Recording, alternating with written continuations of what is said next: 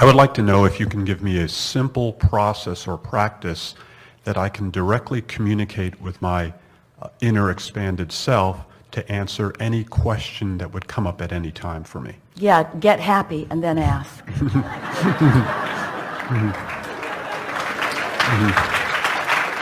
And understand that the answer is going to come to you by a series of path revelations. Revelation isn't the perfect word.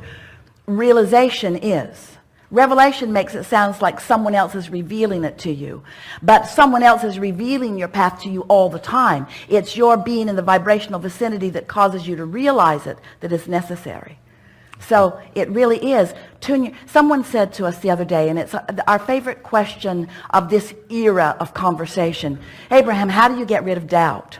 And we said, with a huge understanding, it just sounded flippant.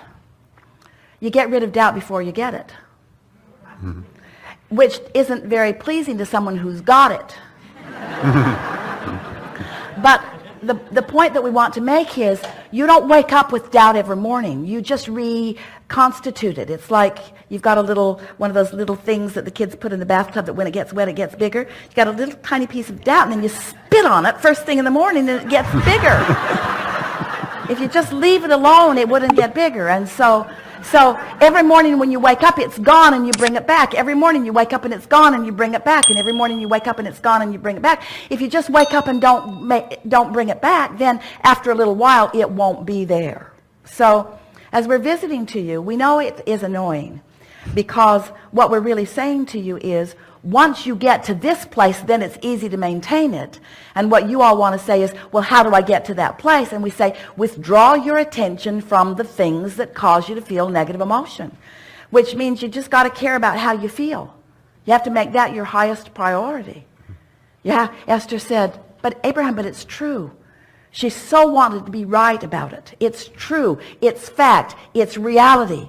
And we said there is so much that is reality that you don't want to make your reality. Withdraw your attention from it. But that's easier said than done, isn't it? Because once there's momentum in something, it'd be nice. You have to be thinking, it'd be nice to come to a gathering like this and just push a reset button and have all of the beliefs that have momentum going on within you, have them be suspended for just a little while.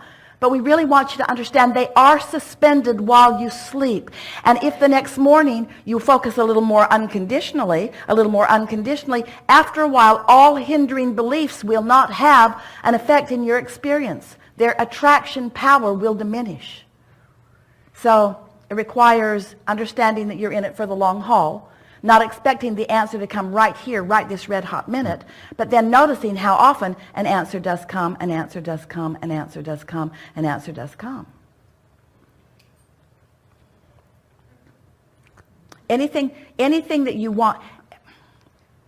This is a powerful and true statement that will really serve you. I have this question, which I'm aware of, because I'm focused on the conditions that produced it. I have this question which has simultaneously produced this answer. Because, as you said, you can't ask, the source doesn't answer. So, I still have this question. The answer just got bigger. Or I still have this problem. The solution just got bigger. So, everything that you're focusing upon is creating a solution. The only question is, where are you in vibrational relationship to the solution? Are you fixated on the problem? Well, at some point, it is beneficial. It's why you came into these bodies in this contrasting experience. It is beneficial for you to focus on the problem, because the problem creates a solution which is motion forward. But it isn't beneficial to make a lifestyle out of this vibration. Because your inner being, when you know what you don't want, you know what you do want, even if it's not active in your human, physical, brain, conscious vibration. So you create, without meaning to, a vibrational wobble, you see.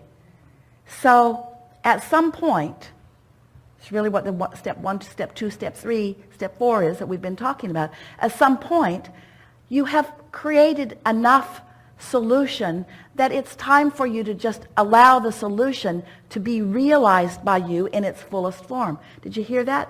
Did you like the way that felt as it unfolded within you?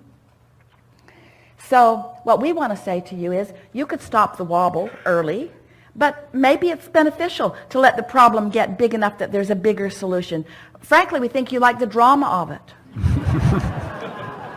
You like big solutions, and you can't have big solutions without experiencing big problems. But there's something that can happen within you if you can understand the way the universe works, and if you're not making it an indictment on your morality or an indictment on your rightness or wrongness or anybody else's.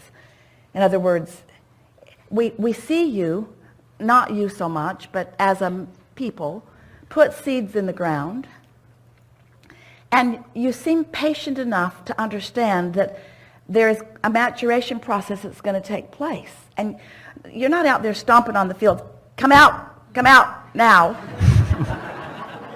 I want you now. You understand that there is a process of becoming. And so there's a constant process of becoming in everything.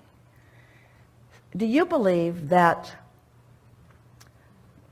Ask your question again as close to the way you ask it to begin with as you can. Excuse me. I asked if there was a simple process whereby I could directly communicate or pose my question to infinite intelligence within my expanded self and directly receive the answer. Well, that's what meditation does for you. Meditation causes you, that's how Esther accessed us. Quieted her mind, spent 9 months doing it. Didn't take that long, but she didn't know it. Quieted her mind. We were talking to her a long time. Finally, we started drawing letters with her nose.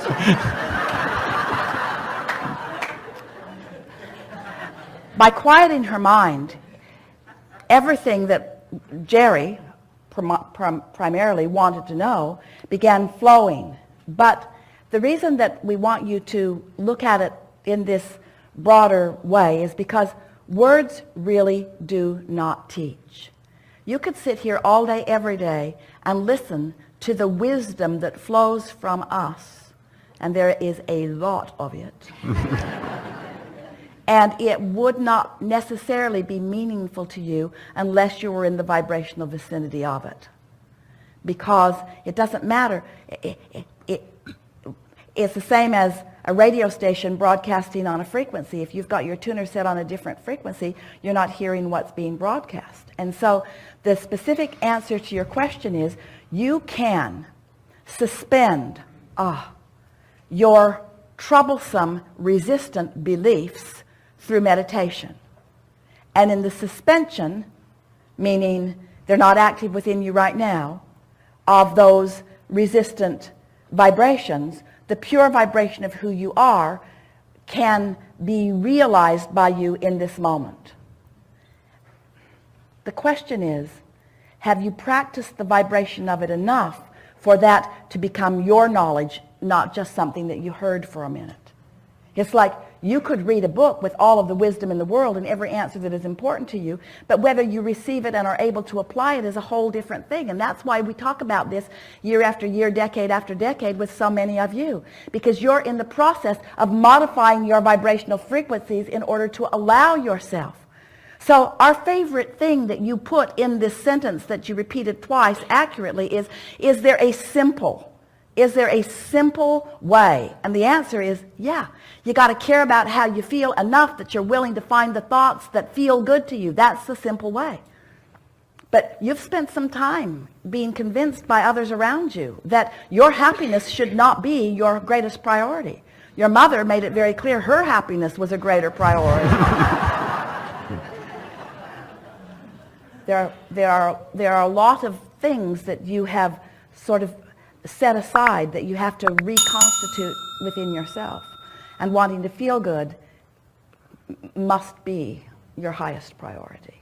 And once you really get that, once you really understand that when you feel good, you are in sync with who you really are, then everything that you're looking for comes. You see, This is another thing. We love your question so much. You're not looking for an answer. And you're not looking for a solution. You're looking for a pleasant path. And having a goal, a solution, or an answer might be the reason that you're willing to focus on your path. But the thing that you have to understand is that when that answer comes, another question is going to come right along with it, and another, and another, and another, and another. It's never-ending questions and never-ending answers and never-ending problems and never-ending solutions, never-ending progress, never-ending motion forward. And when you finally accept that, so that there's not such a big gap between where you are and that solution that feels way out there, but there is appreciation that that solution that is way out there is inspiring stepping onto the path right here. And when you make peace with the never-ending, always unfolding path, which requires saying things to yourself and really meaning it, like, I'm in the right place at the right time, and I'm really doing good, and I'm doing the best that I can do, and where I am is just right. And there's not some outside judgment wanting me to be someplace that I'm not. Where I am is where I am. What is what is. Where it's at is where it's at. And here's where I am. Here's where I am. But here's where I am. And this is how I feel about where I am. That's what matters. And if you can start feeling good about where you are will just keep feeling better and better and better and better and better and better and better. But you're never going to get to that place that you think you want to be. Esther said, if you see me in the vicinity of another car dealership, break my knees. Do not let me buy another car that makes me happy for the afternoon. Changing the oil is getting to be a problem. In other words, you cannot fill the void with anything other than source energy. Helpful? Meditation is what you're looking for. Mm-hmm. Meditation is what you're looking for. But meditation will bring answers. Drum roll, please.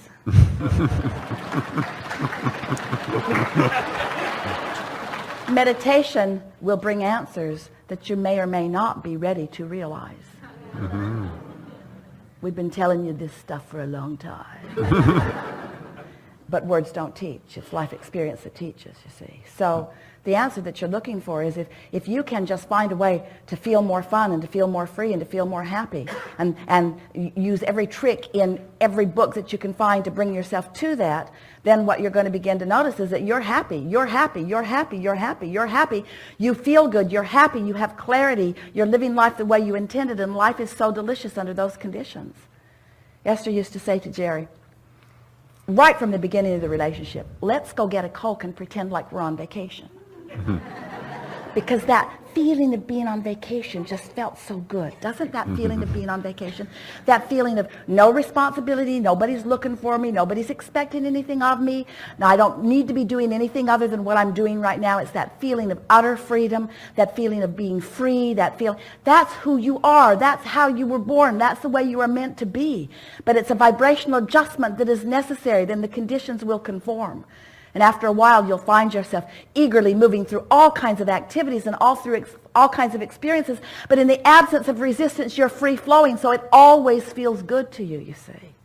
It's not about what you do. It's about the vibrational frequency you're standing in while you are doing it. That's what life is always about, you see. So instead of measuring yourselves with others about who's doing the most, oh, that person only works that many hours, and that person makes way too much money per hour, and that, instead of measuring that, if you would just measure the happiness factor, you will figure it all out, you see. Good. Enough? Thank you.